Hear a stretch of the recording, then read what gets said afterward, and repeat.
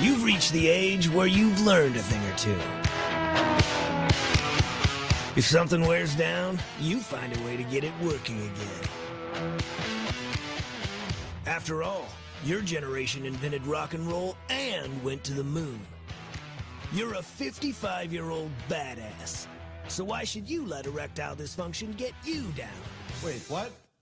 Are you talking about me? Yeah, you. Well, I do not suffer from erectile dysfunction. Sure you do.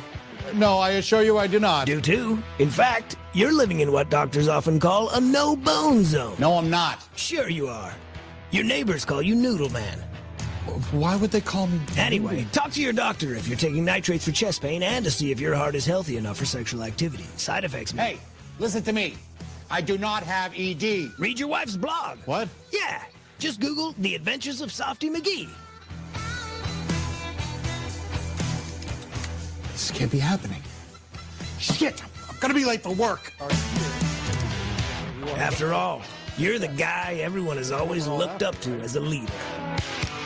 So why should you let a little thing like erectile dysfunction stop you from being you? I'm doing a presentation to investors right now. Hey, 20 million guys have ED. I mean, not as bad as you do. Except for you must be like trying to squish a marshmallow into a coin slot. So I wouldn't worry about it so much, Softy McGee. Don't call me that. Oh, sorry. I'll call you something better. Like Noodle Man. Yeah, that's catchy. Noodle Man, the Noodle Man does as much as a noodle can. Shut up, shut up, shut up! So we're actually exceeding expectations this quarter. Call a doctor if you experience an erection lasting 4 hours or longer. Oh, wait, forget it. This is Softy McGee we're talking about. All right, enough! When does this commercial end? Could you just tell me about the Viagra or whatever the product is?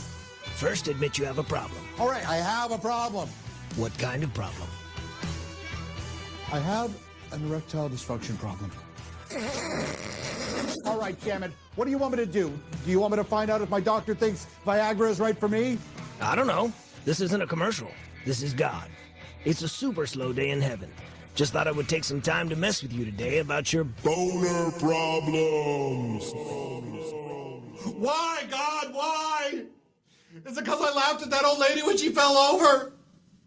It was very funny! Barely ads, the stupid fake commercials. Oh. Her bloomers went over her head and you were there, you saw! Forget it.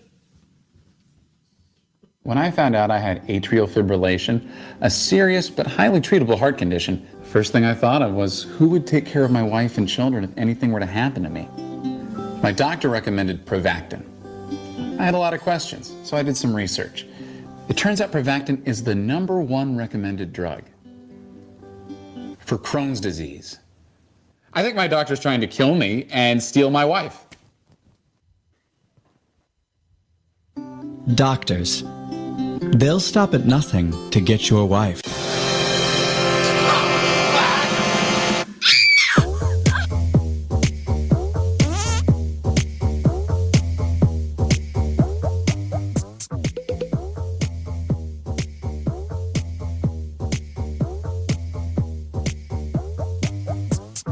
Who's the greatest person who ever lived? It's me. Everybody else sucks. I've got a Grammy and 4 top 10 hits.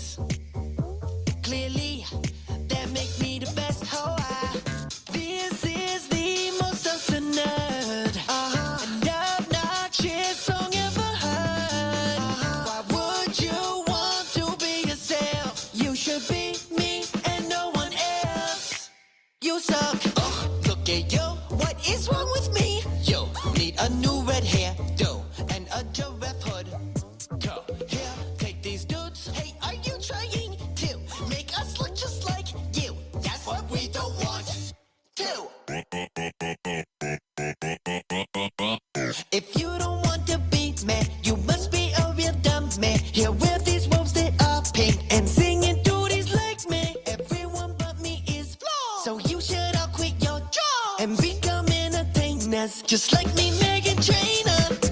What are you trying to do? Please stop. To make you more like me, not you. You suck. We can't work, Megan. Please stop it. But you both are total dog shit.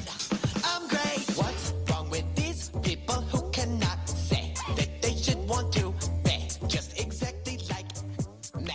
Hold on, Megan. I believe that I can help them to understand. Quick, please tell me your plan. I'm working on this machine that can map out all of your genes. Then any creature that walks in will come out a clone of Megan. Hell yeah. And you prepare to be improved. Step up and walk right through. Come on, you go through. Kill. This is so great. Everyone has my face. The world's a better place. You save the human race. Now I can see just what love really means. That's why I'm not asking. Will you all marry me? Live from the Raw Talk Studios in Southwest Florida, it's the Charles Richardson Show.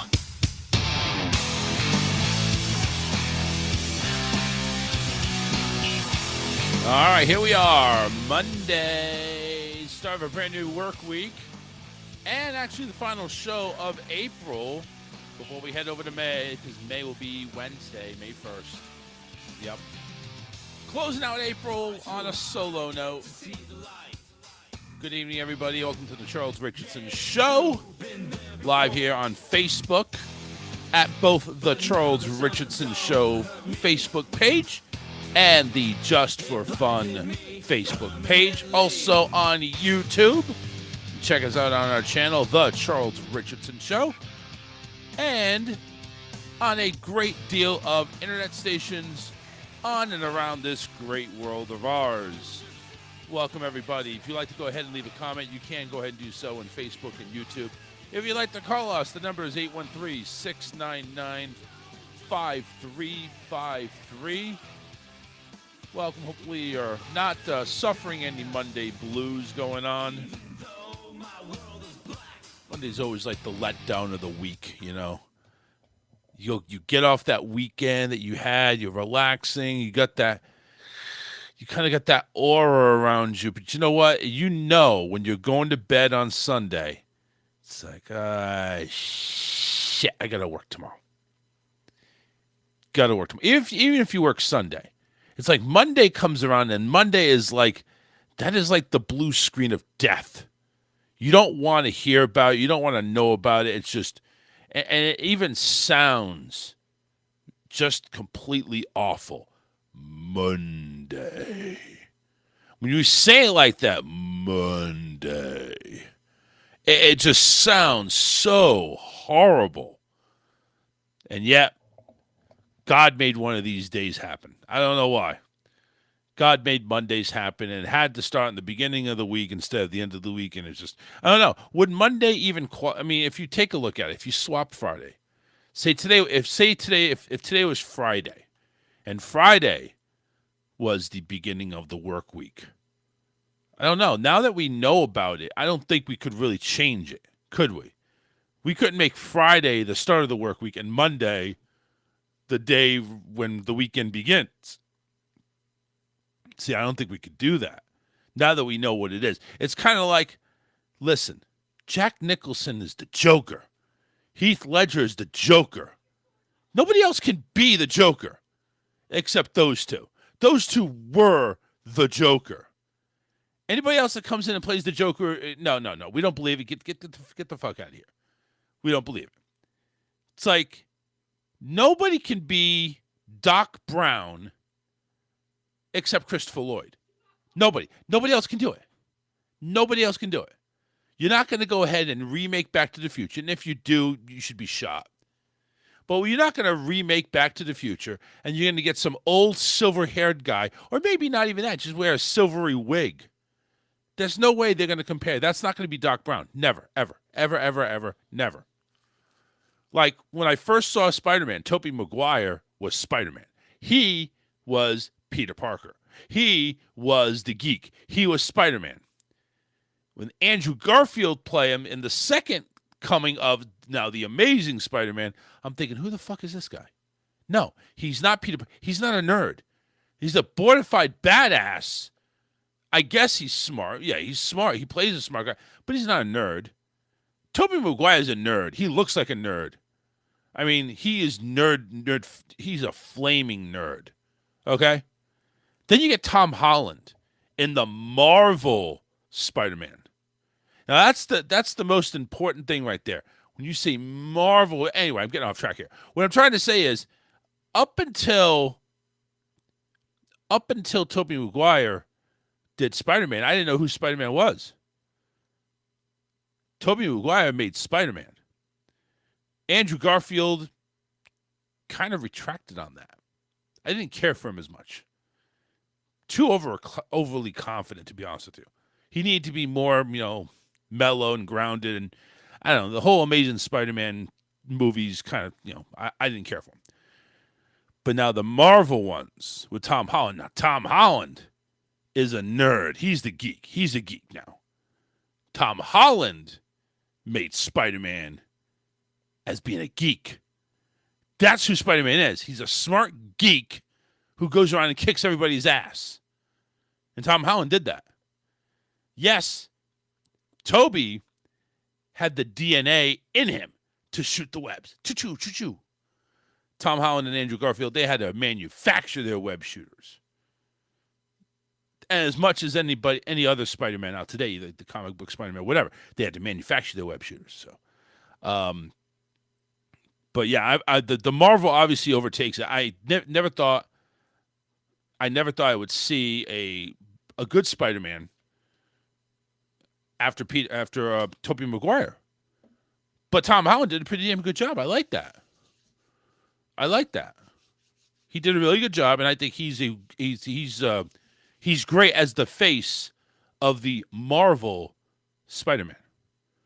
I think he does a great job. He does. He really does. Andrew Garfield, no, I'm not too convinced.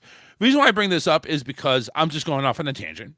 I'm over here thinking I don't want to be in a Monday. So what if Monday was Friday? Well, we already know Monday is the beginning of the week, the dreaded day of the week.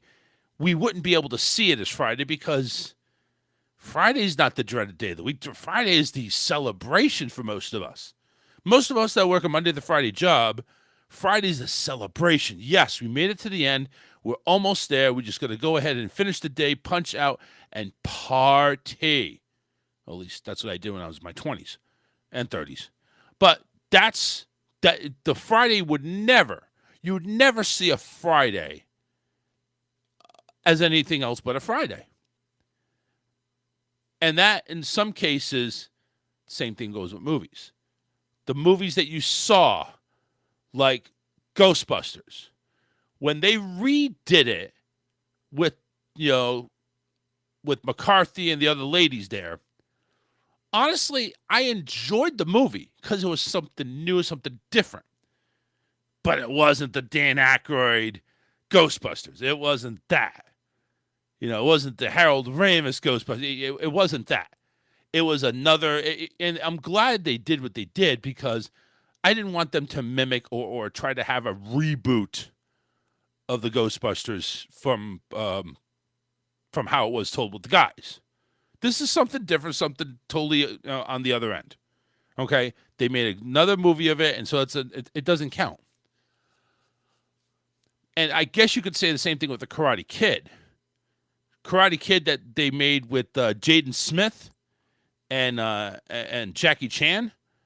That wasn't the same thing. I mean, it still ended up in the tournament, so I guess it has more similarities than the original Karate Kid than you would think. And honestly, I kind of saw some of the moment. It does kind of similar. I didn't like that. I don't like that because they're trying to go ahead and stomp on the original Karate Kid and make a new one of it. I didn't like that. I didn't like that at all. So I'm thinking, you're trying to go ahead and make the new Karate Kid. No, it ain't happening. So, John, what's up, man? Hey, How you doing? No Alyssa today. So let me explain. Alyssa's not feeling well today. We had thought it could have been bronchitis. It just turns out it's just a really bad cold. She's got aches, pains, coughing, so she's resting right now. Had to take the day off of work. Probably looking like maybe tomorrow too. So I'm hoping that she gets better because her birthday's in a few days. Her birthday's coming up on Friday. So I want her better. We want to go to Disney. We're taking her out to. We're going to Woody's because we got the kid. So Woody's would be we all enjoyed it. Woody's the Roundup barbecue where you basically walk in and you are a toy in Andy's big ass bedroom, and then you have all the cast members who are serving you food. They're trying to get everybody on board on the same page. And when you hear Andy's coming, you're supposed to freeze. No matter what you're doing, mid-bite, if you're going to get some potatoes or if you're getting another scoop of food, you're supposed to freeze. Then you hear Andy coming in, and then he walks out, and then you get the GI General, you know what I'm talking about, the Green Army men, the captains. All right, all clear, everybody. Yay! And you keep on eating again. And you eat and you eat and you eat and you eat until you get fat, or fatter in my case. Thank you, John. John says, please get very, very well, very, very soon, Alyssa. Thank you. Yeah, she definitely. I mean, she's been having a rough couple of days. Headaches, body aches. Just she's felt like she's gotten run over by an 18-wheeler. So hopefully she's all right. I mean, I know she's going to be okay. It's just. I'm just hoping she's all right for the weekends. It's her birthday. I don't want her to suffer for her birthday. And we're planning on going up there Friday morning. Our plan was to hit a water park, so we don't know if that's going to happen or not. We're playing it by ear now. We're playing it by ear. Hopefully everything works out. But yeah, Alyssa's going to turn 40 years old. 40. Don't tell her. 40. 40 years old, May 3rd. That's right. It's a couple days. It's not too far away. Less than 4 days now. As a matter of fact, I count the days right now. 1, 2, 3, 4. 4 days. It's almost there. Might be making fun of her right now if she was just sitting over there across from me. 4 more days to the big 40. Boom, boom, boom. And right there I see an ad on my screen over here as I have some stories being pulled up. Somebody's giving 40% off. I'm thinking, yeah, that's not a sign. That's not a sign at all. You got Armor, the window and door company here, Arm or View, whatever. 40% off. Yeah. That's not a sign whatsoever. Not a sign. Anyway, everybody, 813-699-5353. So, yeah, Monday, everybody. Hopefully you guys are having a great Monday. If you're not having a great Monday, you know what? Just chalk it up as one of the many other Mondays you've probably had that aren't that great. And just, shrug it off, rub it off, and just get ready to move on. For those of you who follow me on the Touchdown Crew is another Facebook page. Make sure you go ahead and like that. We do shows every Tuesday. And the past couple of weeks, we have done live watch parties with UFL games. UFL is a spring league with 8 teams, mainly in the central southern states. There is a team in Michigan and a team in where else is there a team? Team in Michigan is pretty much the northernmost state. You got Birmingham, Memphis, San Antonio, Houston. So you got a few of them over there. But it's a spring league, and we cover everything going down with the spring league. It's exciting football. So if you haven't watched it yet and you're a football fan, give it a shot, give it a try, and check us out. John says I was 40 20 years ago. Listen, nobody asked. Nobody wants to know your age. I mean, I know you're old, but it is what it is. By the way, I think Karen is on. Karen is probably doing her jewelry sales right now. So go bug her for a little bit. See how she's doing. In the meantime, we're gonna go. We got a couple of things here. First things first, and I want to just break this out because it was a very, very eerie feeling. A couple of days ago, I think it was a couple of days ago. I forget because it's just been so massive. I think it might have been yesterday. The central part of the country was ravaged by like just massive thunderstorms, tornadoes, just really bad weather. And some of the images are coming out now where it was just bad. I mean, bad. Take a look at it, the damage there. I mean, these are like major buildings that have just gotten demolished. Homes destroyed. Cars just flown everywhere. These are some massive storms that came through this area. It was not pretty. It was not pretty. So, I mean, I do want to say, prayers go out to those people over there in that community. Oh, you're wanted, buddy, but just go bother her for a second. I'm sure she misses you. Go buy something too. But yeah, just right down the line, we're talking like Oklahoma, OKC, some northern states too up there. I mean, Oklahoma was like almost ground zero for this whole thing. It was really bad. I mean, it was to the point where I felt like I needed to take cover. It's like, I felt I needed, some relief, if you know what I mean. But, really pray for them because for what we know, there have been 5 people that have died because of these storms. And I'm talking about not only just like houses, I'm talking about buildings. I'm talking about like Dollar Generals that have been blown away. I think there was a warehouse that was also blown away. I mean, it's like rubble. Like literally somebody went into this town and community and said, we're just going to demolish the whole town and you're going to have to rebuild. We're going to have a whole bunch of dump trucks. We're just going to take everything. Everything's gone. It's down to rubble. And we're just going to go ahead and grab everything and it's going to rebuild. Now, granted, yeah, they're going to rebuild. Don't get me wrong, but they're scarred right now. They're scarred right now. And it's really sad and it's unfortunate. But you know what? That's the way the world we live in right now.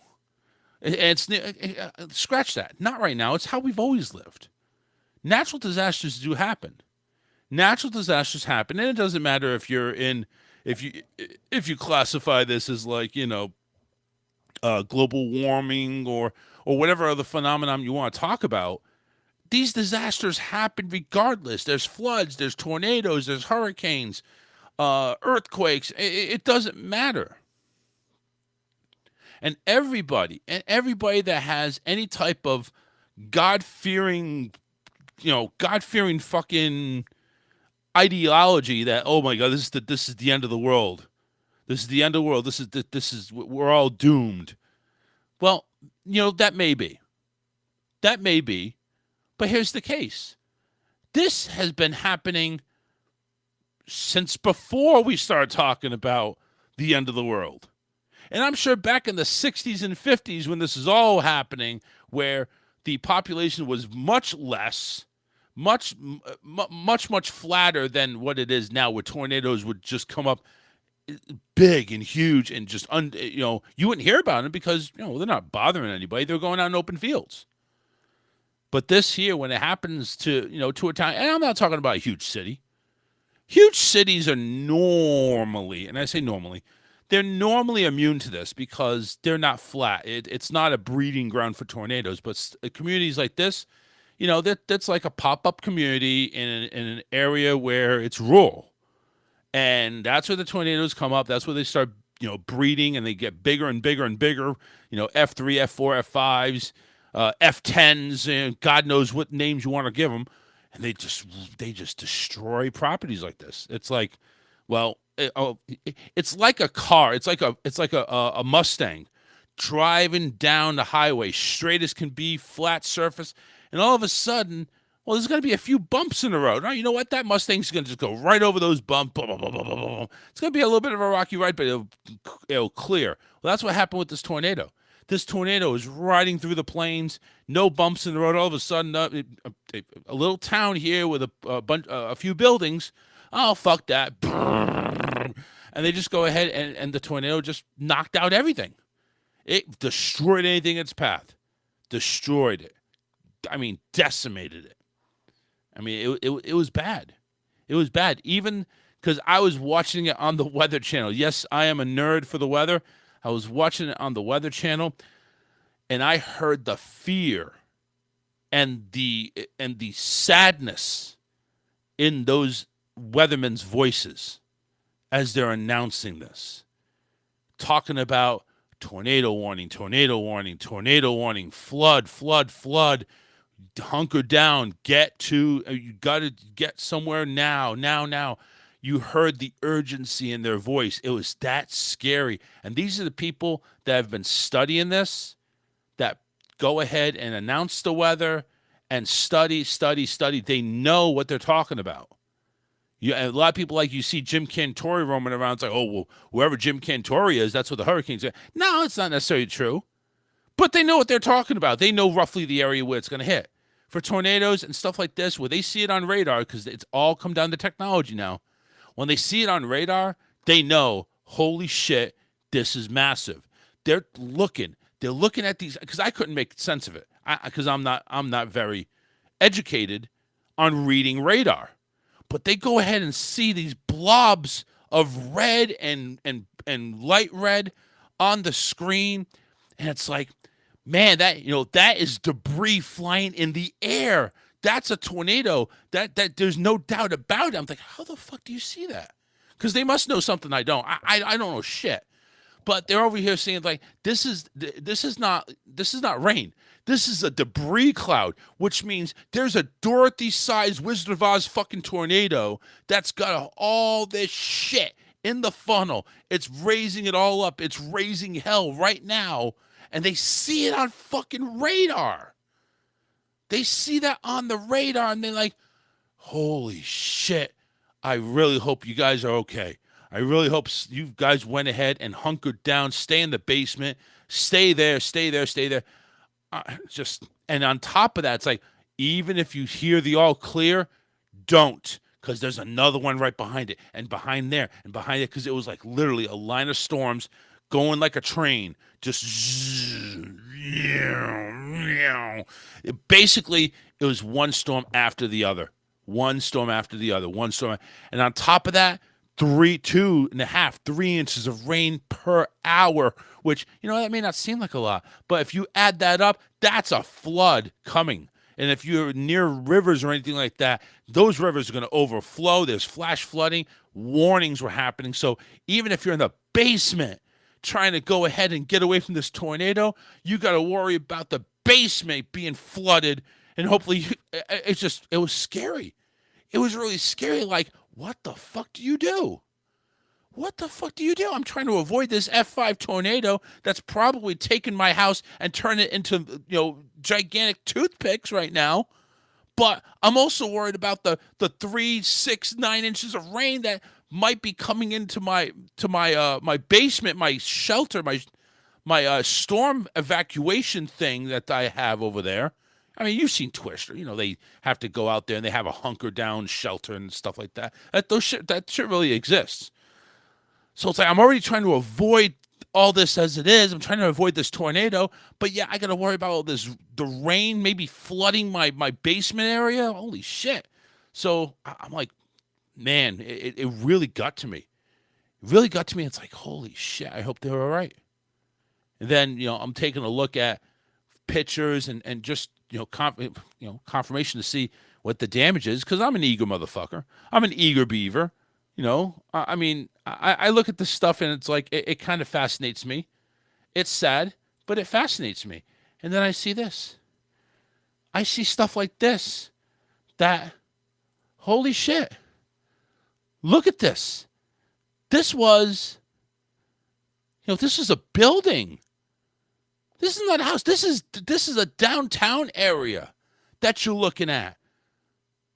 All this shit over here, that was a whole building. And look at that. It's toothpicks now.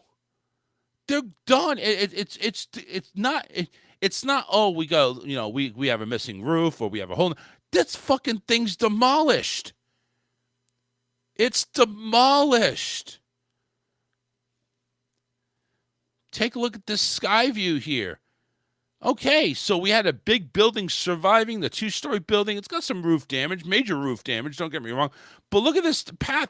I mean, this is literally, you could see the path of this twister right down the fucking middle. It got most of that home, and then it just tore ass right down the middle. There's nothing left. You wanted somebody to clear out some property? The tornado did it. And all we can hope for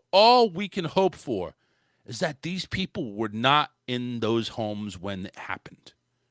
They weren't there. They were somewhere else. Even if it was like a shelter right over here, as long as they were underground and they weren't in any of this shit, because that's dangerous. Hearing it's dangerous, I'm sure. I've never been in a tornado before. And no, I'm not going to go ahead and say I want to be in one. I was already in a Category 5 hurricane. That was my dream. That was one of my things to cross off the bucket list, to be in a major hurricane. I was in one. In the eye. I was in it. Don't want it to happen again. I do not want to be in a tornado. Tornado is violent. Hurricane was violent too, but the tornado, that's like a roller coaster, because it's about a minute or two, depending on how big the storm is and how fast it's moving.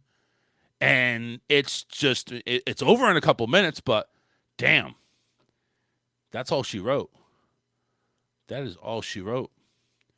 And those people living over there, I feel for them. I really do. And again, I'm just hoping that wherever they weren't in that path. Wherever they were, they weren't in that path. You know, not sure what category tornado it was. All I know is it was a big motherfucker. It was a big motherfucker. And we just hope that, number one, they go ahead and obviously recover. But prayers for the people that now are either homeless, possibly jobless, injured, severely injured, or have perished due to this massive storm. And for all you people out there, you're going to preach, oh, global warming this, global warming that. You know something? Fuck you. Fuck you. How dare you go ahead and speak about global warming at a time like this? Has nothing to do with it. Tornadoes have been ripping through this area for years and centuries and probably way before any of your great-great-grandfathers were born. That's just a part of Mother Nature. There's a reason why they have a freaking scale like they do between an F1 and an F5, or now it's an EF0 to F5. I don't know what the fuck they do. Well, whatever, but there's a scaling system for that because, hey, record time shows these are some big motherfuckers out there. And there's some little itty-bitty little, pieces of shit Hoover vacuums that are out there. But nothing like these big ones. These big ones that will rearrange a city. Some that may, rearrange your lawn furniture, but not anything close to the ones that we've experienced. Probably 4s and 5s, what we just saw pictures of the aftermath. 4s and 5s. That could be a thing of the past. Maybe they'll start doing 6s, 7s, and 8s. 6s, 7s, because they're already talking about doing it anyway with the hurricanes. Now, staying on the weather topic, the hurricane season is expected to be a very busy one. And I'm not talking about very busy like 11, 12, 13 named storms. No, they're talking about 23 named storms. Like, we may have to go into the Greek alphabet for this. 23 named storms. And right now they have a category of the Saffir-Simpson scale from category 1 to 5. Category 1, you're just a baby hurricane. From wind, it calculates all on winds, by the way, the wind speed. 74 to 95. And then you have category 5 is 157 or more. According to the National Hurricane Center, they're talking about a category 6. And honestly, you know what that sounds? That sounds like a fucking TV miniseries. It really does. It sounds like a fucking miniseries. Category 6. I think there was actually a miniseries called Category 7. I really think it's true. And all it was basically, oh my God, we're all gonna die. Yeah, it was a miniseries, Category 7, The End of the World. You want to know how stupid this was? You want to know how stupid it was? Everybody just went ahead and shut off the lights, turned off all your electricity.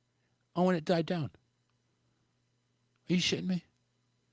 Are you shitting me, really? It's fucking horrible. It's fucking horrible. But it sounds like when you go ahead and say, oh, Category 6, it sounds like a fucking miniseries. Miniseries that nobody wants to be a part of. Like, might as well call it a Sharknado without the sharks. That's how stupid it sounds. Anyway, in the half century since the scale's debut, land and ocean temperatures have steadily risen as a result of greenhouse gas emissions. Yeah, of course, they're talking about that. Hurricanes have become more intense, stronger winds, even heavier rainfall. This week, a research team at the University of Pennsylvania, led by climate scientist Michael Mann, predicted that the North Atlantic will see an unprecedented 33 named tropical cyclones. Okay, I was off by 10. Sorry, 33. Supposed to be the most ever. With catastrophic storms regularly brewing past the 157 miles an hour threshold, some scientists argue that the Saffir-Simpson scale no longer adequately conveys the threat the biggest hurricanes present. I disagree. Honestly, let's scale back here. Let's go through history here. So, according to the study, there's been 197 hurricanes classified as Category 5 from 1980 to 2021. 5 hit the description of the hypothetical Category 6 hurricane. You got 4 typhoons and Hurricane Patricia. No Hurricane Katrina, by the way. Hurricane Katrina, most devastating storm ever. One of. It's not there.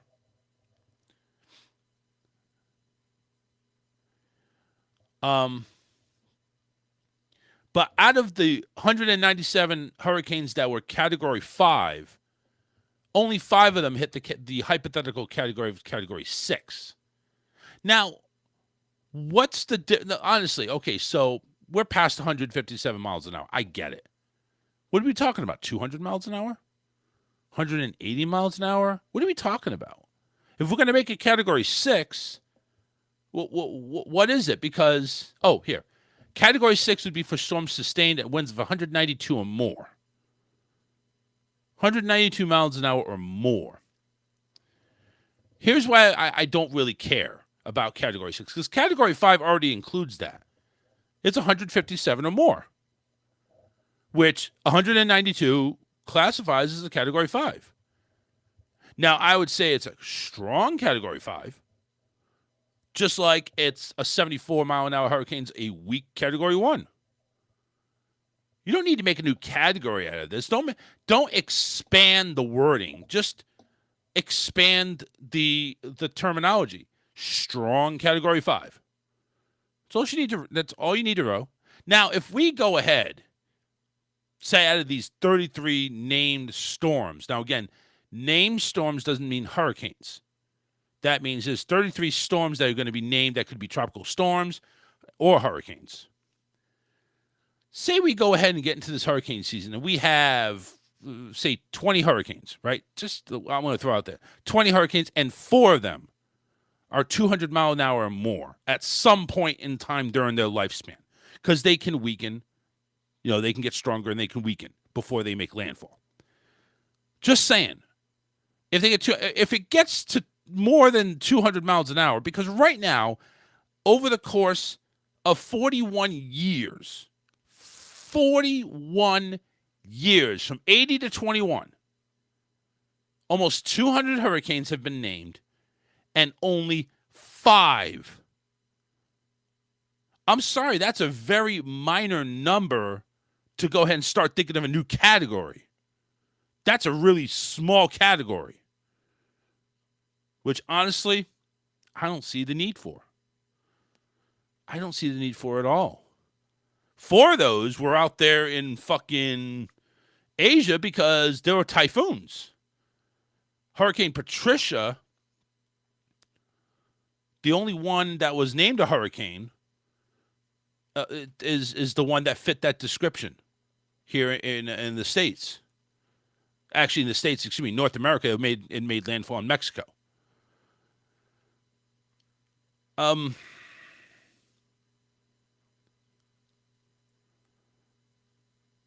It actually had sustained winds at 215 miles an hour at one point in time there. That was Patricia, and that was almost 10 years ago, 9 years ago. So even 9 years ago, we've heated up a little bit, but still we had Hurricane Patricia spinning 215 mile an hour winds. Anyway, they're talking about doing a Category 6. So, anyway, again, I think it's stupid and whatever. Listen, Category 5 is big enough as it is. We don't need to scare people. Because I think that's the whole thing. Well, if you get a Category 6, you're going to die. That's almost that's almost like what we're talking about with tornadoes. If you get an F5, you get anywhere in there, you're dead. You might as well just go ahead and just kiss your ass goodbye. Category 6, oh, you're dead. We've had Category 5s that you could survive in. And then we had Category 5s that were just complete disasters. So, and also, again, you got to think about hurricanes. Hurricanes are a lot better to prepare for than tornadoes, even though nowadays, thanks to the severe weather index, you can actually probably predict where a tornado is going to be. Or at least an area where the tornado is going to be. But then again, what do I know? Anyway, all right. Since again I'm doing this solo, we're going to go ahead and cut to a break. It's actually 41 past. We're doing pretty good so far with time, but we're going to go ahead and take a break.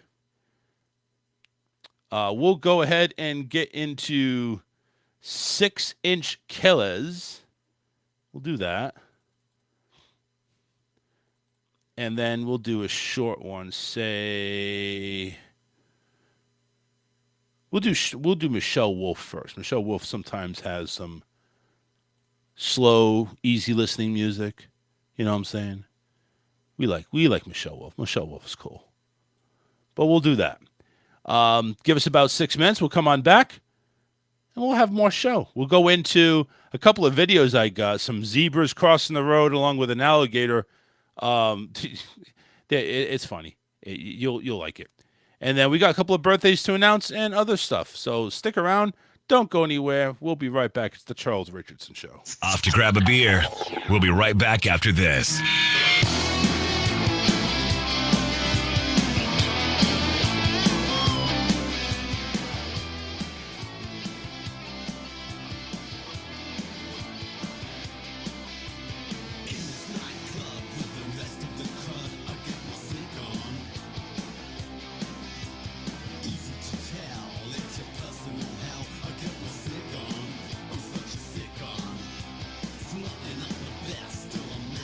Dress.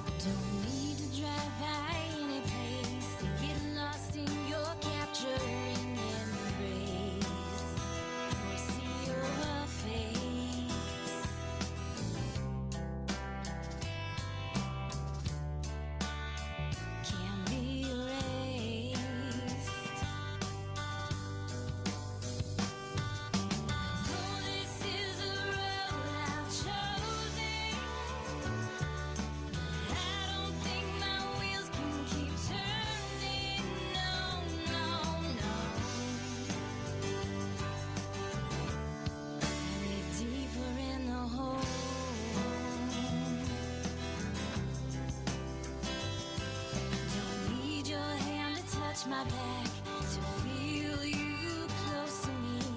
Close my eyes and feel your fingertips, and suddenly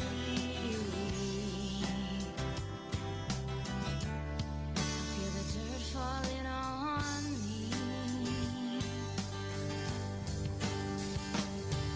I know this is the road I've chosen. I don't think my wheels can keep turning. No, no, no. I dig deeper in the hole.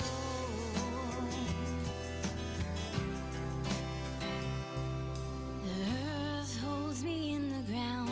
I'm sheltered from the light. Oh.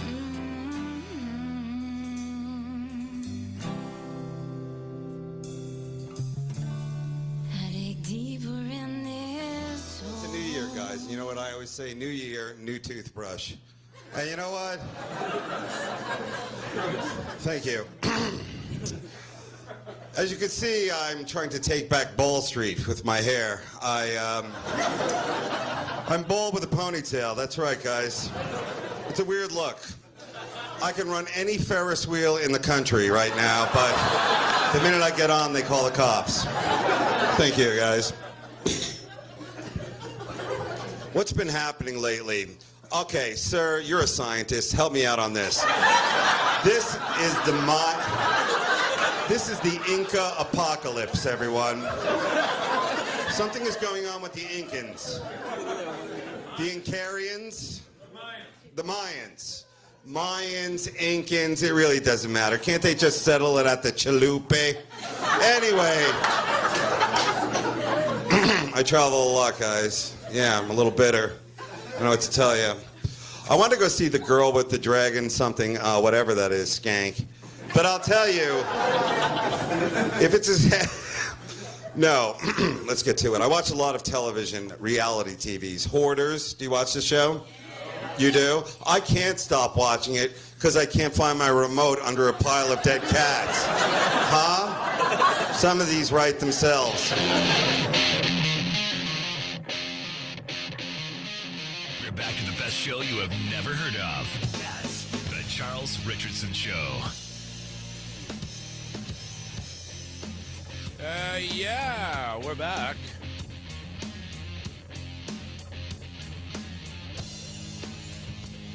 Uh, 813-699-5353. You want to go ahead and say happy fucking birthday to you. Willie Nelson. Still alive? Of course he is. Weed is saving him. Happy birthday, Willie. 91 years old. Holy shit.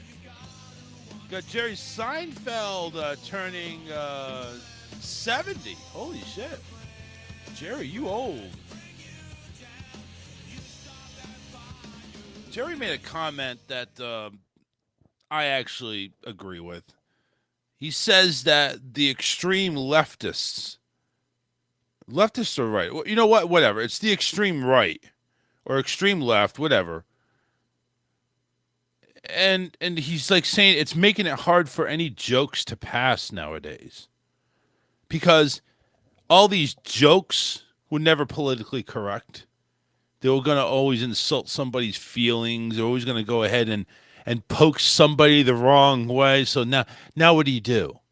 What do you do when you write a joke? Oh, you got to be careful. You can't offend the Mexicans. You can't offend the Asians, the blacks, the transcribers, and all this other garbage nonsense. You can't offend anybody anymore.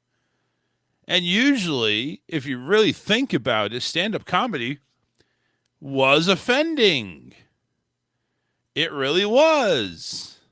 Just what we heard there, the Mayans. We were talking about that, and he was talking about, can't they say over at the chalupe, or it just, all you gotta say is, it's like, it's not funny anymore. Nothing's funny anymore. Nobody can laugh anymore. It's just gotten to be, oh, you hurt me. You hurt my My fragile self-confidence. You heard it. Oh, no. Oh.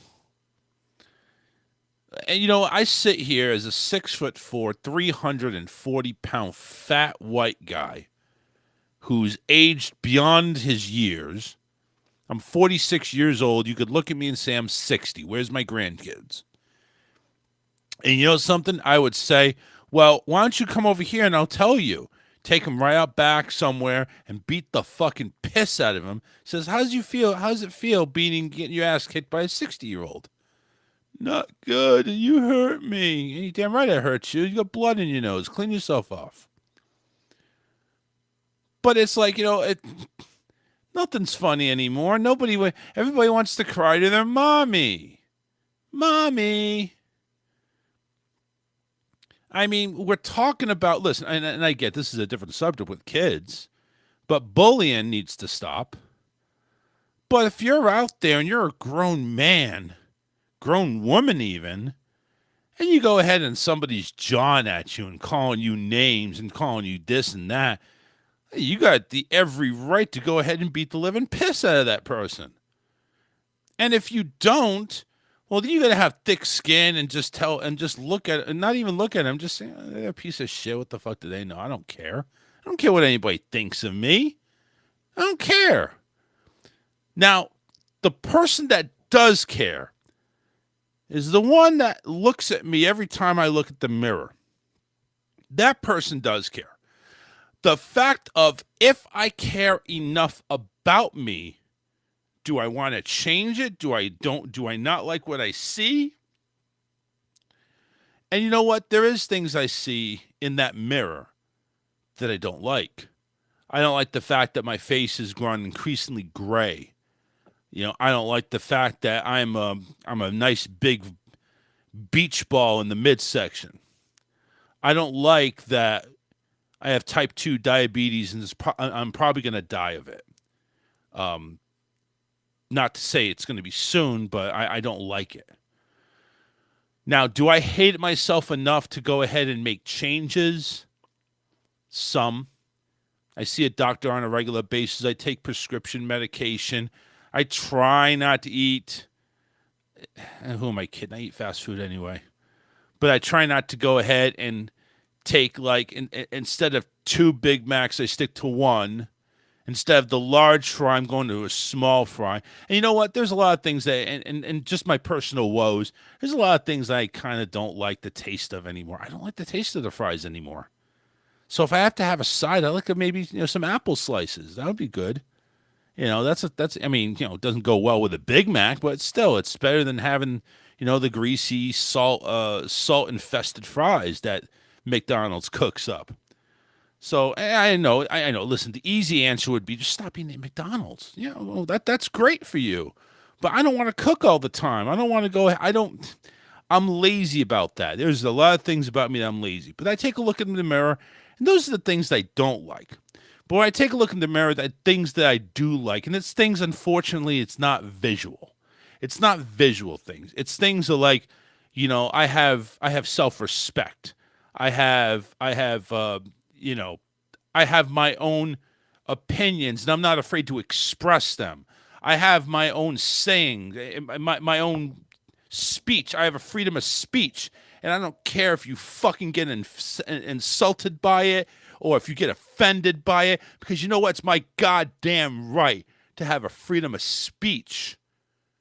And I'm sorry if your fragile ego can't accept that. And if you have to go ahead and say, well, you're a mean person, Mr. Grinch, well, fuck you, I'm a mean person. You have your opinions too, You have things that I'm sure I don't agree with, or I'm sure things I disagree with. I'm sure there are things that you have. And I'm looking at you, anybody that's watching or listening, I know you got opinions. I know you got feelings. Some of them probably pretty strong. You have, as a God-given right of this country, you have the right to express them however you feel. And to the point of, even if you expressing them as honest and truthful and as low-key as possible, if you even have those feelings, even if you want to express those, guess what? You have the right to express them, and you shouldn't have to worry who you offend. Because right now, you could say the sky is blue. Bullshit. You just offended me. You could say the sun is warm. The grass is green. No, the grass is not green. The grass is dark brown. You offended me. Isn't it time, honestly, ladies and gentlemen, isn't it time that we just say what's on our mind, be truthful about who we are, and stop worrying if people like us or don't like us? Because I guarantee you, 99.9999999% of the people that don't like you will probably never meet you again. Will probably never step foot in that restaurant, will never step foot in that store. And if they do, big fucking deal. It's public domain. You go your way, they go their way. What are you worried about? Everybody, too, worried about their weight. Listen, I'm worried about my weight, but for a different reason. When I go out to the store, and this is not just Walmart, this is any store, I go out there and I know people are going to look at me, oh my God, what a fat tub of lard he is. But you know what? I don't fucking care what they think. And why doesn't anybody or everybody think that way? Who the fuck cares who you need to impress? Are you trying to get a date? Do you want them to be your friends? Because honestly, for those two things to work, if you want a date or be their friend or an acquaintance or whatever, you got to make communication with them. Okay? I don't see you going up to them and saying, hey, I may be fat and ugly and old, but you want to be my friend? You know, Big Bird style? Come on, neighbor. You're not going to see him again. Neighbors are different, but not really. Because chances are, if you live in a really nice neighborhood, you got really nice people that will be nice to you to your face. You know what I'm saying? They'll be nice to you to your face. In which turn you could say, yeah, I know you're being nice to me to my face. I'm going to be nice to you to your face, but I'm going to talk shit as soon as I get back in the house. I'm just saying that's a different story. But honestly, people, who are we kidding? Who are we kidding? Everybody gets offended by something. Something's always offending everybody else. It doesn't matter what it is. It could be your politics. It could be your views on sexual rights. It could be your views on healthcare. It could be your views on world domination. It could be your views on whether you think Family Guy is a family show or an adult show. It could be just whatever. It could come down to heads or tails on a coin.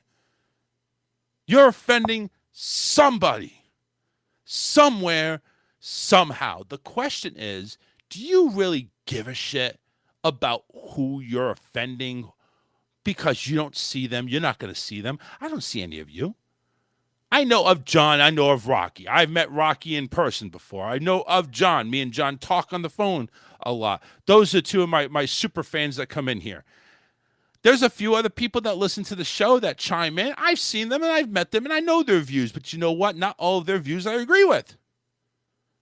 And you know what? That should be okay.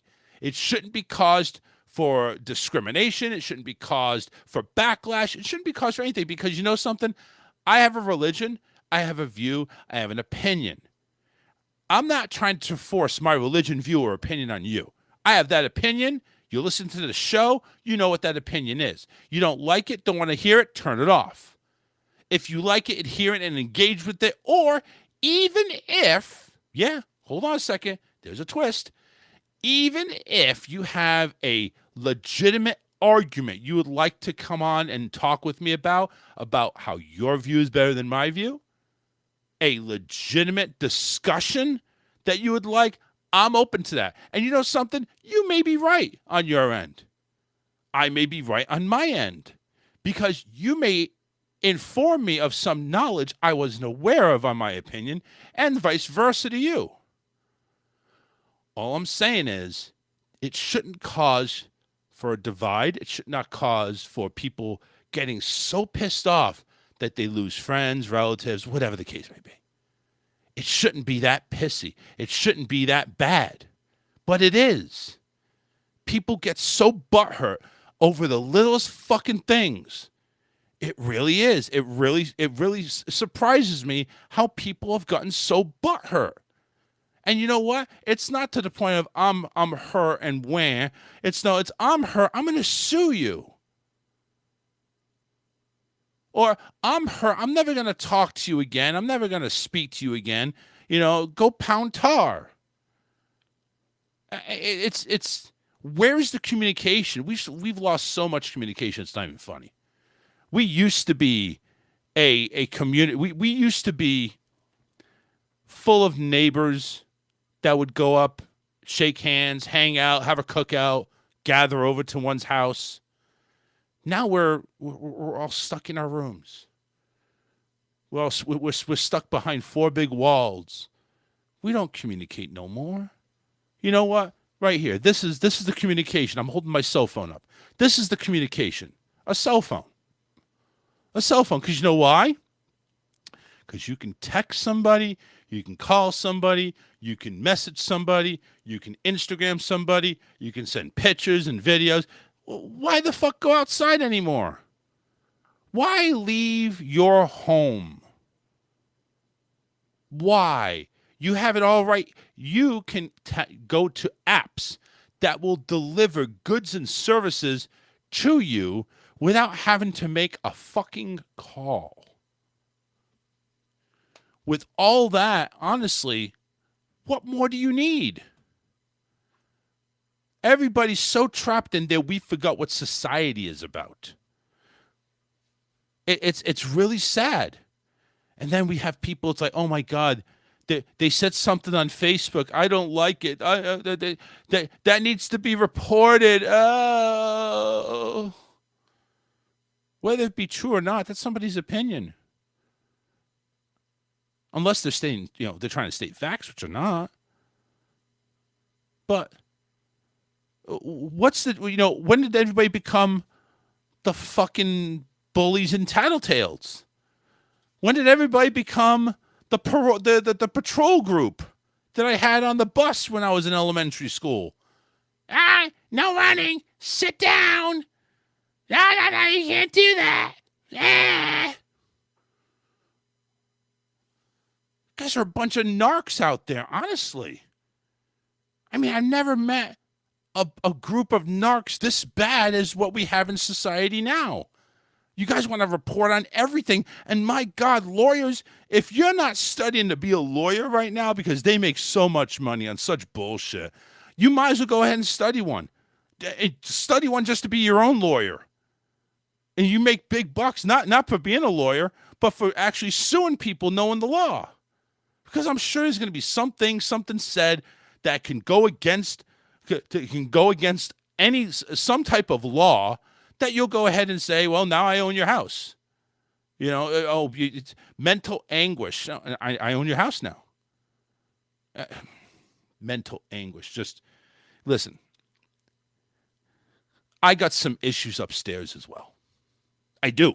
I really do. I mean, you may not believe it, which I know is bullshit, but I do. I have minor PTSD, ADHD, depression, sometimes severe depression. I mean, folks, I tried to attempt suicide a couple months back. Okay, I was locked up in the freak show for about a couple of days. Realized, oh my God, I can't believe what I fucking did. Came to my senses.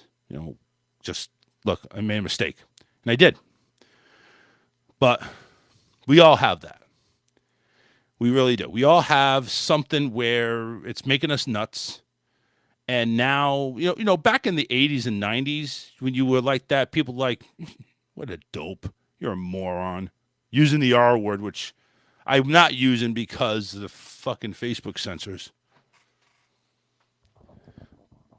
But I'm just saying, let's stop worrying about who we offend. Really. Be who you are. And I'm sure there's going to be people that they're going to be who they are, and I'm not going to like it. But you know what? That's my choice not to like it. Just like it's your choice to be it. All I can say is this. I don't think there should be any hate. And if honestly you could disagree with that, and I guess I have no real reason to fault you for it, but why would you want hate? I guess would be my argument. Why would you want it? There should be no hate. You know, no hate towards thy neighbor, no hate towards thy ex, no hate towards anything. You know, different races, please. There's no hate. Don't hate on that. And I'll go ahead and say, and you've heard me say things differently, but this is the truth. No hate on transsexuals. Whoever they want to be, let them be. The problem I have with that is when you start enforcing your right as a male to female, and you want to enforce your right to go ahead and compete with other females when you were once a male. I don't agree with that. You want to be who you are, fine, be who you are. You know, Bruce Jenner went ahead and made the transformation, as ugly as it is, whatever. But he made the transformation, but you know what? Is he taking that and starting to point fingers and like, I'm going to compete against you, girl. I'm going to compete against you and you and you. No. He did his competition as a man. And as a man, he kicked everybody's ass. Now, hey, I'm a woman in a man's body. Now I'm not. Now I got fake boobies and a man-made vag. Yay me. Go USA. Woohoo. Listen, be who you want to be. Just don't try to go ahead and enforce these rights that you think you have. You have the right to be who you want. You want to be a female? Go and be a female. Get the job done first, then you can go ahead and change your ID card from male to female. Voting characteristic, you can use the female's bathroom, whatever. Just get the job done first. That's all I care about. Get the job done first. You know. But you want to be gay or straight? Go ahead. No, listen, I'm not one, so don't come at me. I'm not going there. You know, be who you want. You have the freedom to do that. You really do. I'm being serious. You have the freedom to do that. But there are certain things that you can't take for granted. And they're the obvious ones I've already mentioned. You know, if you want to be a racist, be a racist. But you know what? I disagree with that because that's hate. That's hatred. If you don't like a certain race, I'm sorry, but that's hate to me.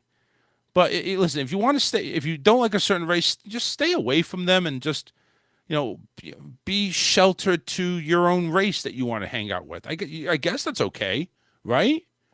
But no hate. Don't go committing crimes against somebody or picking on them or calling them names or any of this other stuff. Don't do that. Somebody's different than you. Again, why hate? Instead of hate, help. You know, those people that are suffering, that are not quite there, they need some help. Help them. No hate. And like I say, if you want to go ahead towards the hate option, my question to you is why? Why have the hate like that?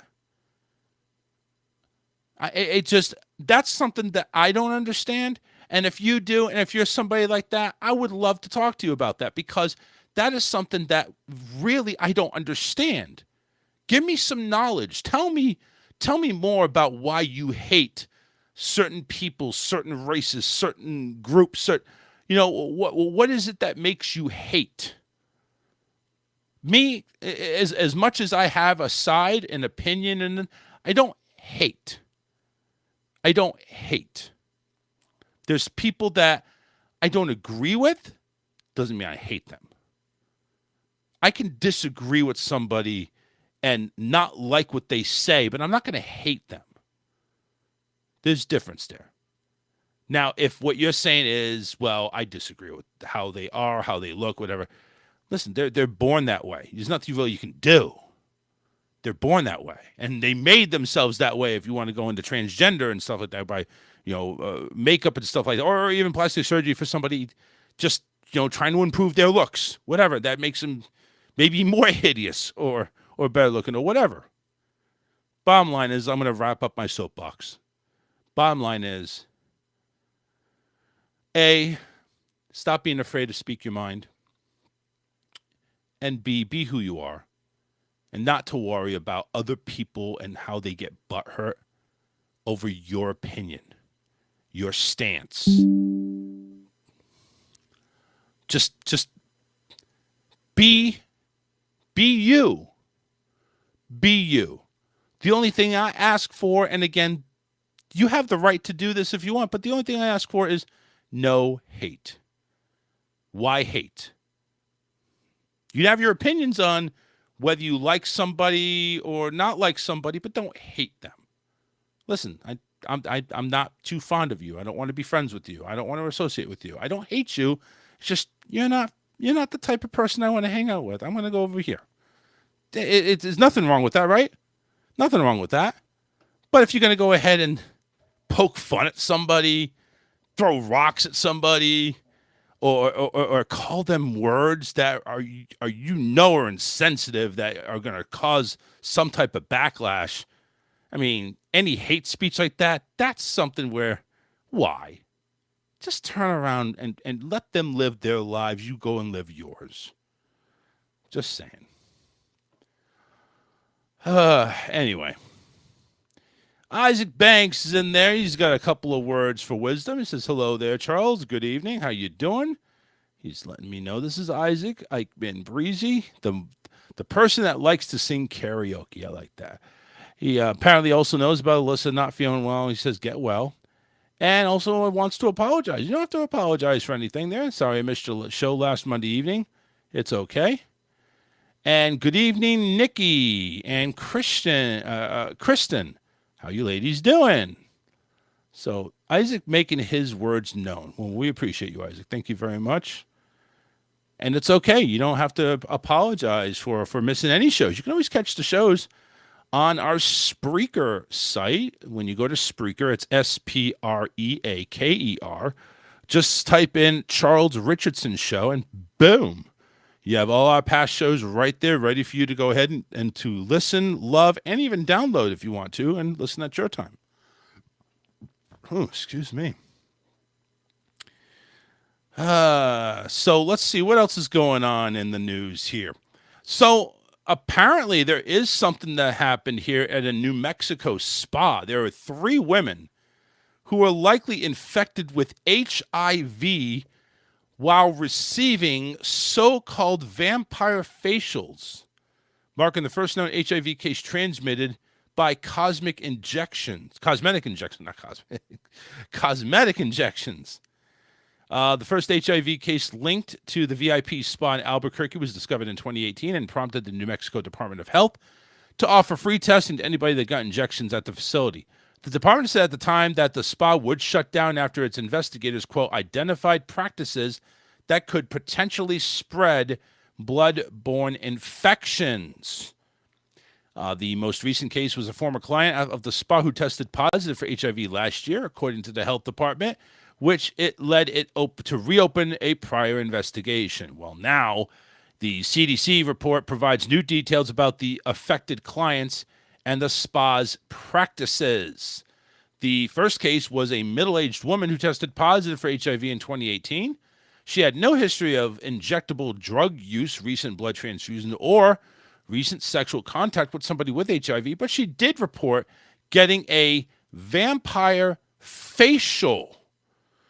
The second 2 were also middle-aged women who gotten vampire facials also in 2018.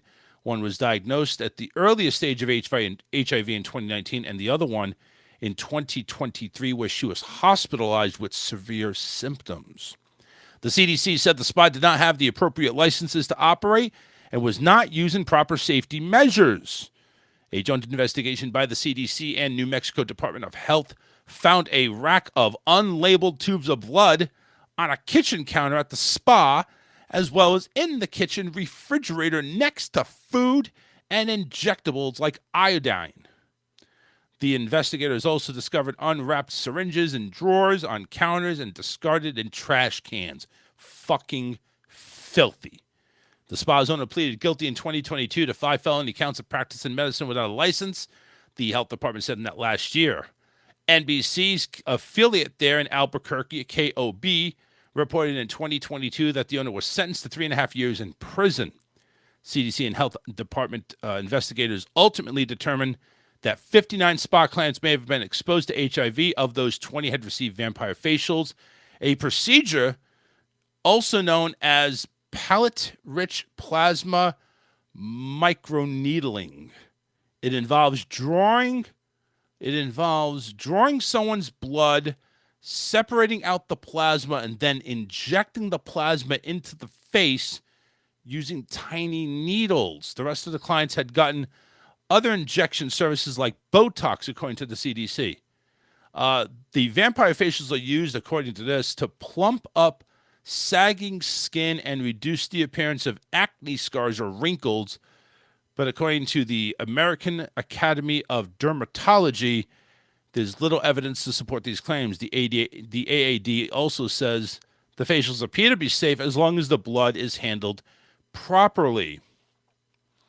So yeah, those people in New Mexico, lawsuit. Anybody doing it, studying to be a lawyer, please take these people on. You get rich beyond your wildest dreams. But yeah, vampire facials, I don't know if I'd like that at all. I mean, god damn. Why? Listen, this all goes to the fact of what you see in the mirror. Are you happy with? Apparently, these ladies weren't happy the way they saw. So they need to go ahead and get some Botox. They need to get some injections to go ahead and, make their 60-year-old skin look like 30 or 35 years old. Non-wrinkly, ready to go ahead, go back onto the world and bang a 19-year-old or something. So I don't know really what their intention was, just to go ahead and, just like people with Botox, they want to go ahead and get, the wrinkles removed and all these creams that they do to reverse the aging process. Listen, nobody's going to beat Mother Nature. I'm sorry. Unless you're Joan Rivers and you have a freaking plastic surgeon on call every other week, you're not beating Mother Nature. That's all it is. Stay away from, number one, if anything's called a vampire facial, I'd stay the hell away from it anyway. I mean, that just sounds scary. You know what I'm saying? That sounds scary. A vampire facial. I mean, damn. That doesn't even sound nice. It doesn't even sound like something I would even partake in, but apparently there's vampire facials and they're to die for. Literally. So, I mean, listen, and again, I state back to my original claim. You go ahead and you live your life the way you want to live. If you want to go ahead and get vampire facials, by all means, get vampire facials. If you want to go ahead and, I don't know. All I got to say is this. Anything that involves blood, I'd be careful about. I would make sure, number one, they sound like a sloppy institution. You got needles left everywhere, blood's left everywhere, tubes of blood left everywhere. Honestly, I don't know. Maybe I'd like to say, hey, listen, before I go ahead and do any of this shit in your spa, maybe I should take a look at your operation here. What's going on over here? Let me take a closer look here. Do you got any vials of blood? You know what I'm saying? Do you have unopened needles? I mean, it almost sounds like, you're shooting up heroin and stuff like that. I mean, no, get out of here. This is supposed to be anyway. This is supposed to make my skin look better, not give me the Magic Johnson treatment. Come on. Let's be realistic here. And I'm sure they don't have Magic Johnson insurance where they can go ahead and make this HIV disappear. That's all I can say. And one of them apparently turned out to be hospitalized 3 years later because she had side effects of HIV, which is sad because, that life is in your hands right now. There, Albuquerque health spa. All right. We are going ahead. Isaac says, I've been watching the movie of My Best Friend's Vampire with Robert Sean Leonard and Cheryl Pollack. Yeah, well, there's a lot of vampires. Like, how about Vampire in New York? Or, just Dracula instead. And I'm not talking about the comedy Dracula. I'm talking about Dracula. I bite you and suck your blood. You'll be a silicone blown up Barbie doll by the time I get done with you. Anyway, we're going to take our final break. We're about 9:23. We'll give us about 7 minutes or so. We'll come back for the last half hour of the show, and we'll be right back. Do not go anywhere. And if you do, come on back in about 8-9 minutes. He's just a fat Howard Stern. This is the Charles Richardson Show.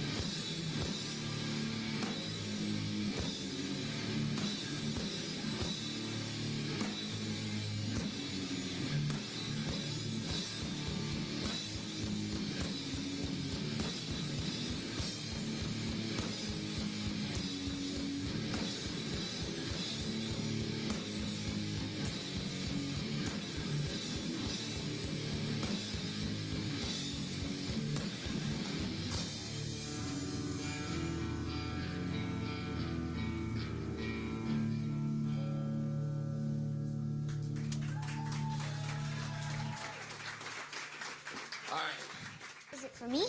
It's for everyone. It's called Amazon Echo. How's it going? I'm just finishing up right now. Can it hear me right now? Yes. Nope. Here's when you use the wake word we chose. Alexa. Well, what does it do? Alexa, what do you do?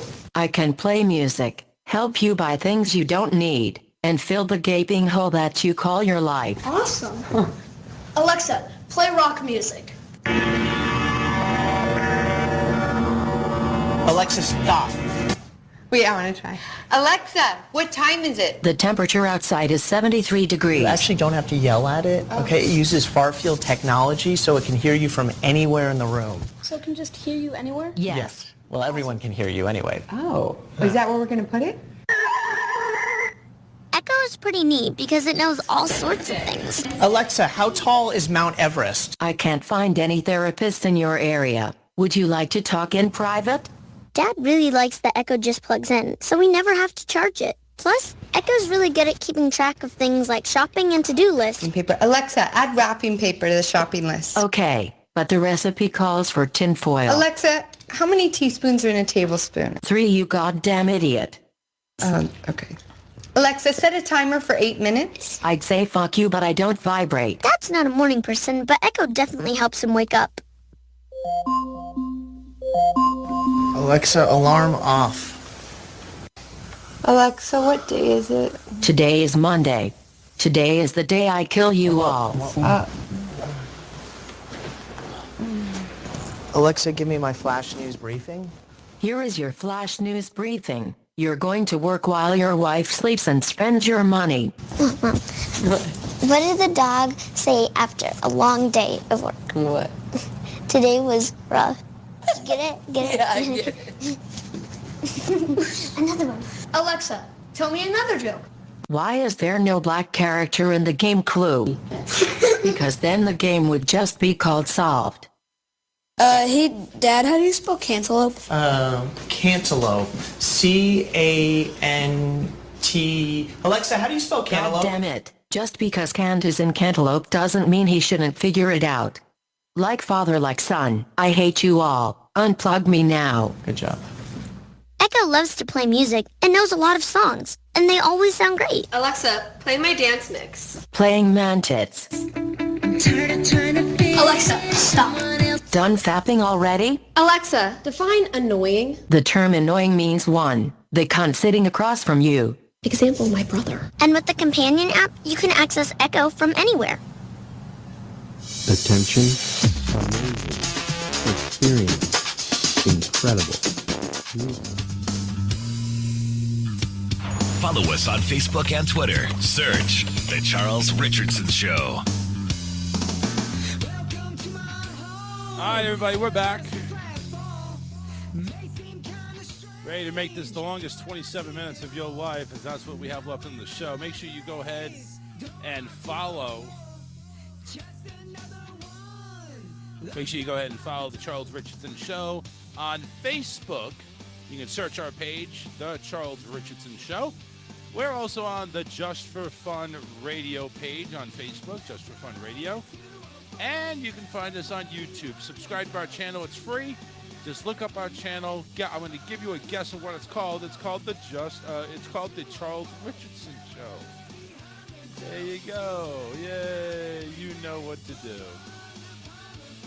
Dun, dun, dun, dun, dun, dun, dun, dun. Oh, really? It froze? Shit. That's a bitch. We still frozen? Okay. Fuck if I know. Everything's kind of shitty nowadays anyway. Yeah. Okay, so got a couple of things I can go ahead and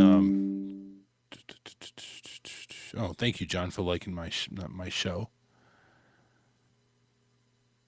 So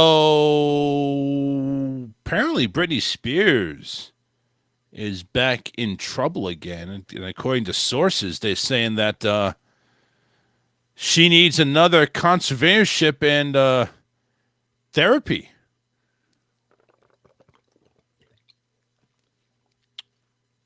TMZ went ahead and Wanted to make this up, so to kill some time, let's go to our announcing here in TMZ. Yeah, there we go. Let's do that. And let's play what TMZ says. This is about Britney Spears, apparently, just being a complete douche. Here's TMZ. Britney Spears in serious trouble and in more ways than one. People close to her are saying she's completely dysfunctional, her finances are in disarray, and her mental state is coming apart. Some people are saying she should be back in a conservatorship even. And that they shouldn't have terminated it.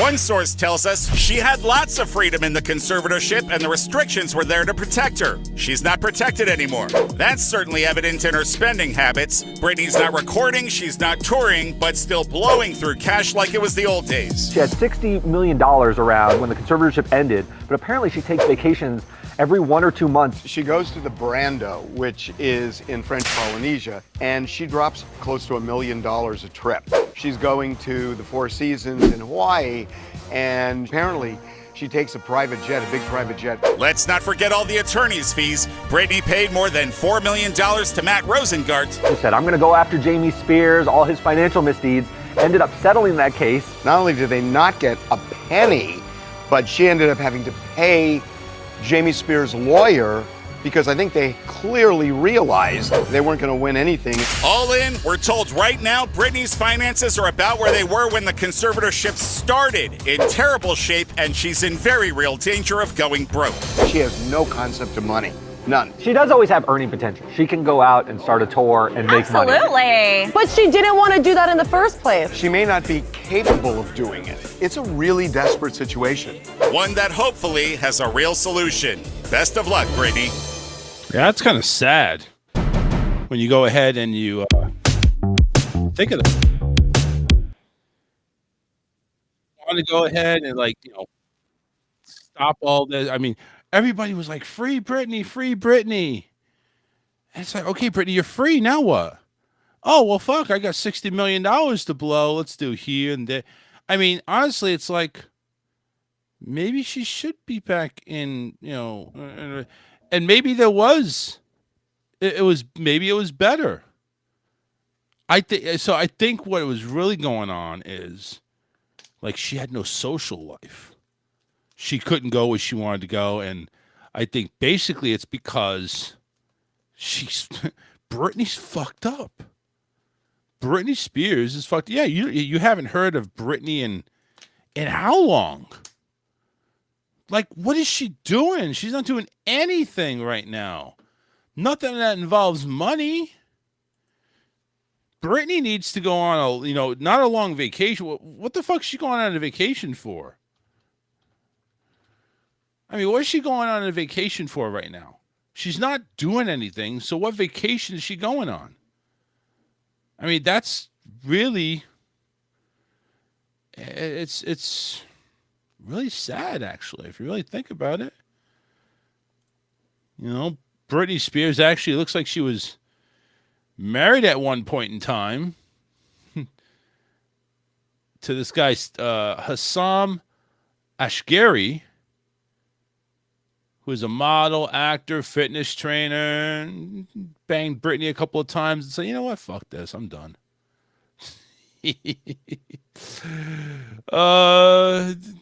For Britney Spears, who is 12 years his senior. Holy shit.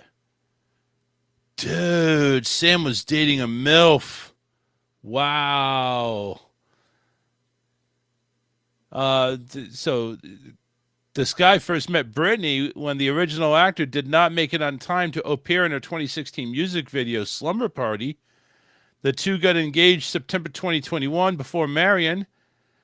Asghari and Spears signed a prenup to protect Spears' fortune, which was about $60 million 2 years ago. On April 11, 2022, Spears announced that she was pregnant with their first child, but she suffered a miscarriage a month later. That's sad. I'm sorry. They still married, though, in June 9th at Spears' California home. After the wedding, they moved into a new $11.8 million mansion in Calabas, which Spears purchased in August 2023. They separated, and then he filed for divorce, citing irreconcilable differences. So yeah, that's sad. It's sad that Britney is just not doing anything right now. I mean, apparently she went ahead and she's been on TV a couple of times, just on television roles. But yeah, it's been a while since she's done anything. But yeah, Spears last, let's see, when was she last announced, really?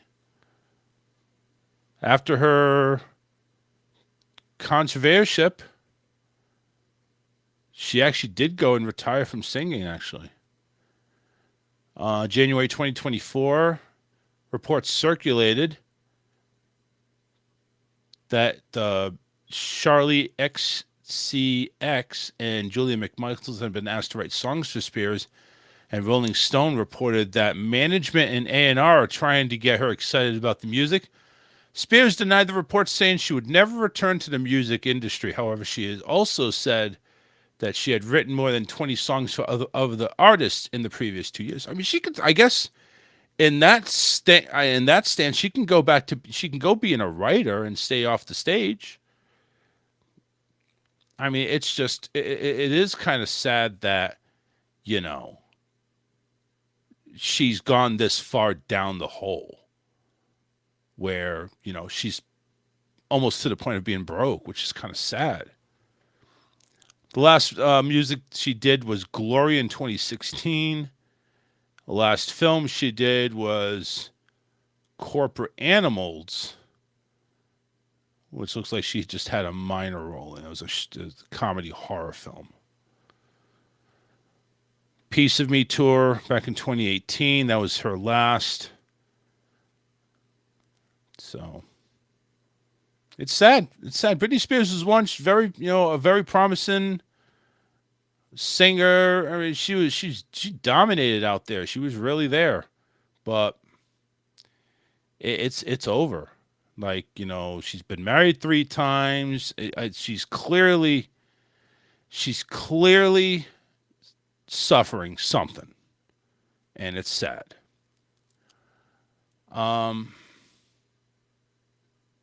Anyway, listen, I will go ahead and say this.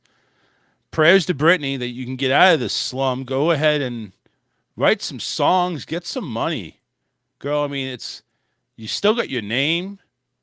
A lot of people don't even have that. Get your name out there. If you don't want to be in the public eye with music anymore, write it. Write some music. You don't have to perform anymore. I mean, but listen, you got to take some of that money. You got to put it away. Because, if you're flushing through that money a lot, not good. Not good at all. Not good at all. Hey, so speaking of money, you ever wonder how much income it would take to be rich in your state? How much it would take to be a top earner? So let's go ahead and put it this way. Many Americans aspire to join the ranks of the wealthy, but the income threshold for being considered rich depends on a lot where you live. It also takes considerably more income to join the top 5 of earners than just a few years ago, according to a new research from GoBankingRates.com, which examines state income data for the 5-year period from 2017 to 2022, which is skyrocketed. Accordingly, the easiest place to reach the top of the heap is West Virginia, where an annual income of $329,000 will qualify you as one of their highest earners. But in order to do it in Washington, D.C., you need to earn $713,253. So according to everything right here, Connecticut is number 2. New York, Massachusetts, California are the top 5. The easiest places to go ahead and hit being wealthy, West Virginia, Mississippi, New Mexico, Alabama, and Arkansas. The 400,000 threshold, Maine, South Dakota, Iowa, Louisiana, Indiana, Kentucky, Oklahoma, Arkansas, Alabama, all under that. Where does Florida sit? I'm kind of curious to know where my state is. My state is Nowhere. Where is it? Maybe they didn't do Florida.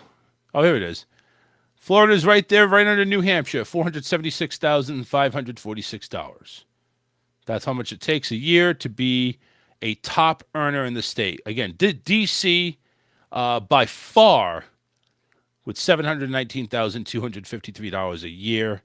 That is what you need to be there. Now, if you're looking at regular states, Connecticut is number one at $656,000. That's just to know what it's going to be like to be in the top of your state.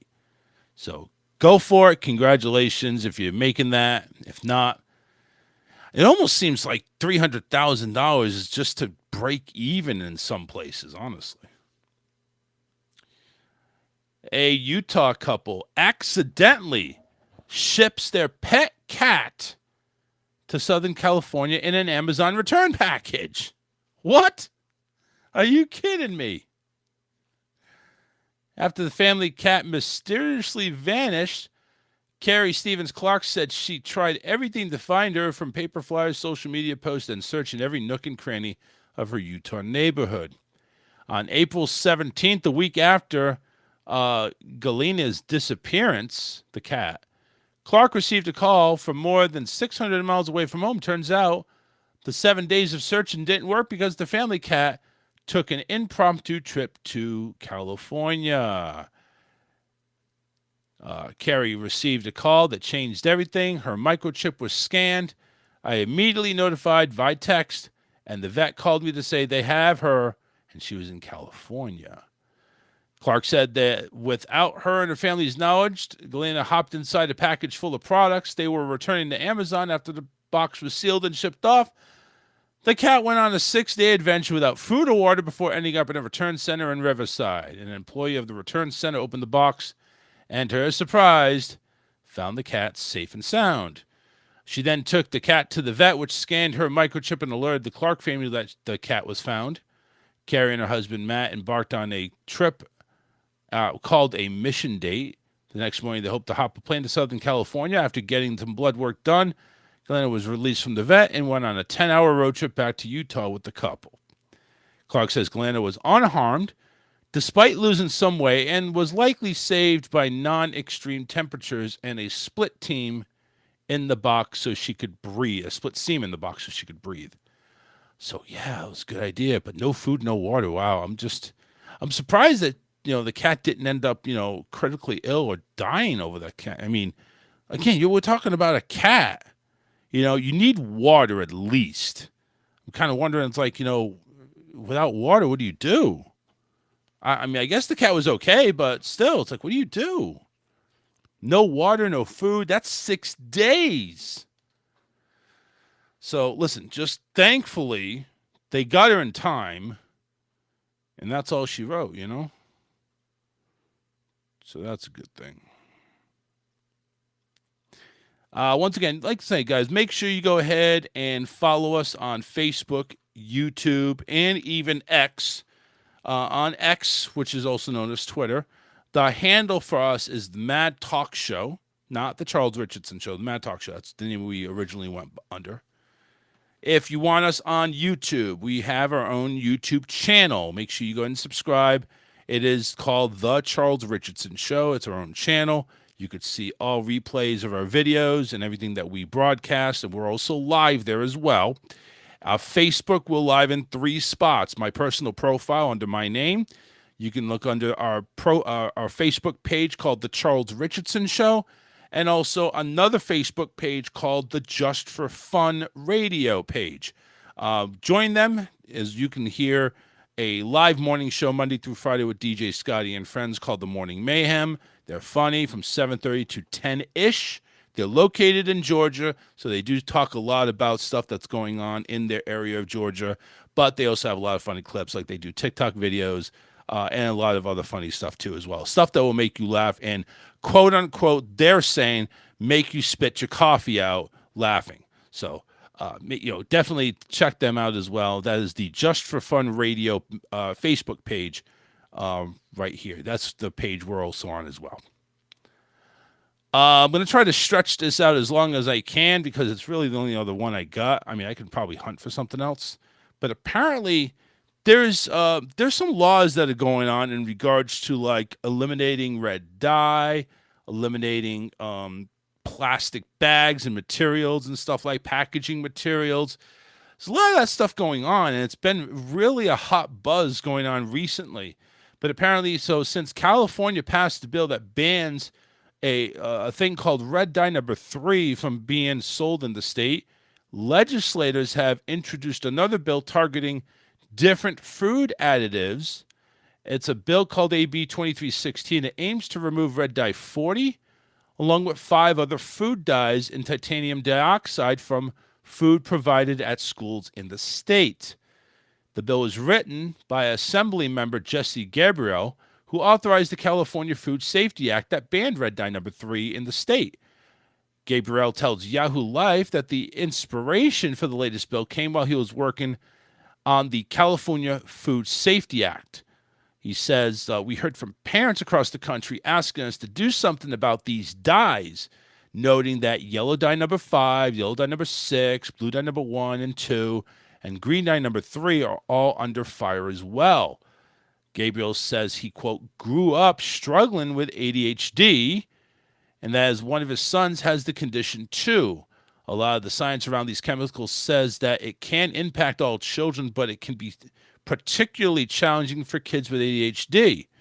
He says it's crazy that we would have young people in our schools who are getting therapy to deal with the challenges, and then at lunch we're serving them the crap with chemicals that are undoing all of that work.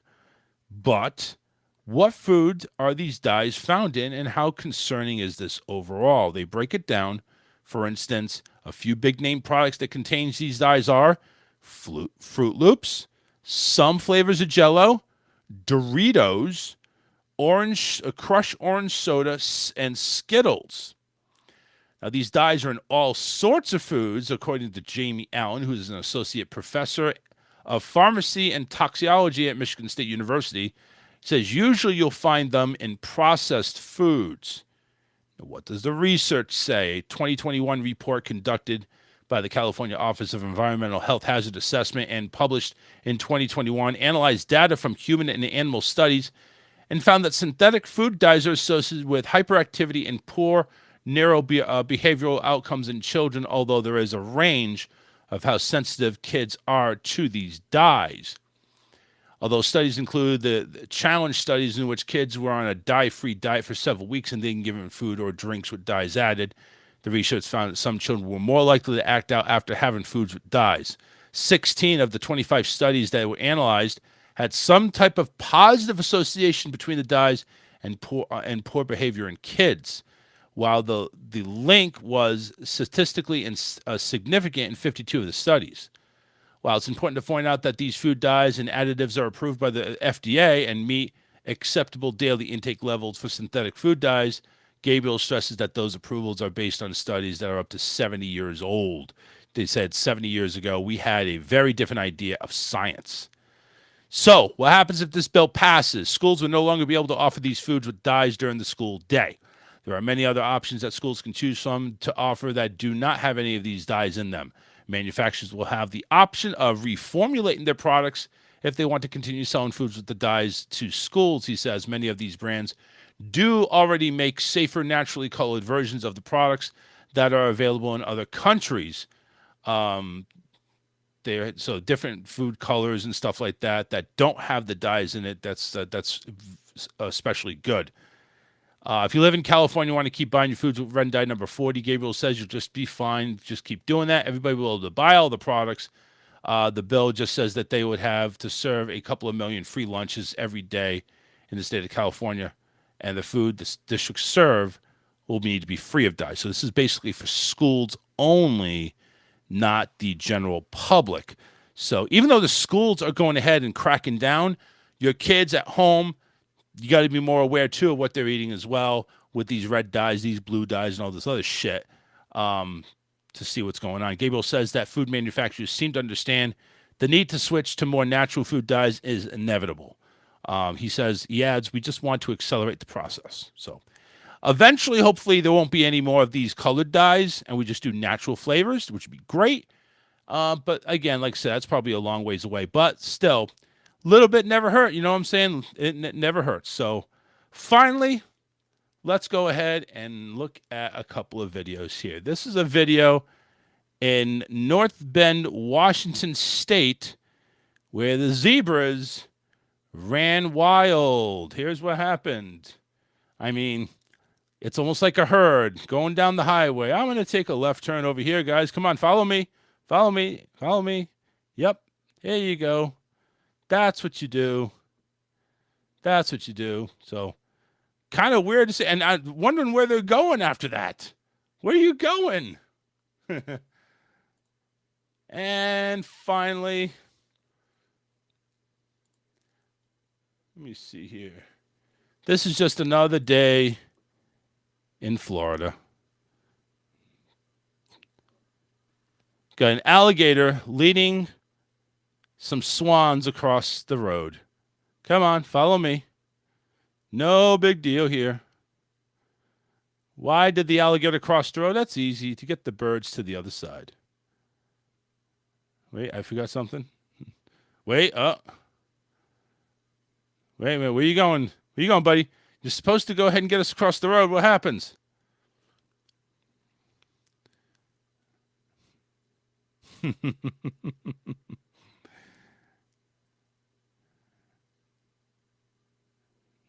That gator. Look at that. Goes right back on the water. It's like, I fooled you. You thought I was going to get you across the street. I fooled you. Oh, man. All right. Hey, listen, that's it. I'm out of here. At least I think I am. I should be out of here. Guys, thanks again for watching. We appreciate you. If you're watching from our pages, we appreciate you. Make sure you like the page. Follow us if you enjoy it. All of our shows can be found on Spreaker, Spreaker. Spreaker. You just type in Charles Richardson Show. We have our own little page there as well where you can see it's all audio, so you don't have to worry about the video. But if you like the video, you can do it on YouTube. YouTube has our own videos that we process all the time. So, again, we appreciate it. Again, we're on the Charles Richardson Show Facebook page and the Just for Fun Radio Facebook page as well. Like them both. They have great content any way you look at it. Tomorrow, I am back on my show, The Touchdown Crew. We'll be talking UFL. We're going to go over week number 5, the halfway point of the season. We will have some special guests on as well, and we'll also go ahead and look at the top 10 plays of the week and plus every touchdown from the UFL. And as we can see, if you're not sure, the Elite Four teams looks like they're separating themselves right now. So it looks like we have a good idea of who the playoff teams are coming up in the next 4 or 5 weeks. So we're out of here, folks. Thanks again for watching. We will see you Wednesday. Hopefully Alyssa's better, getting over what she's got. Thank God it wasn't bronchitis, just like it's a really bad cold. So pray for her. We'll be back Wednesday, 8 p.m. Show will go on right here on the Charles Richardson Show. Take care.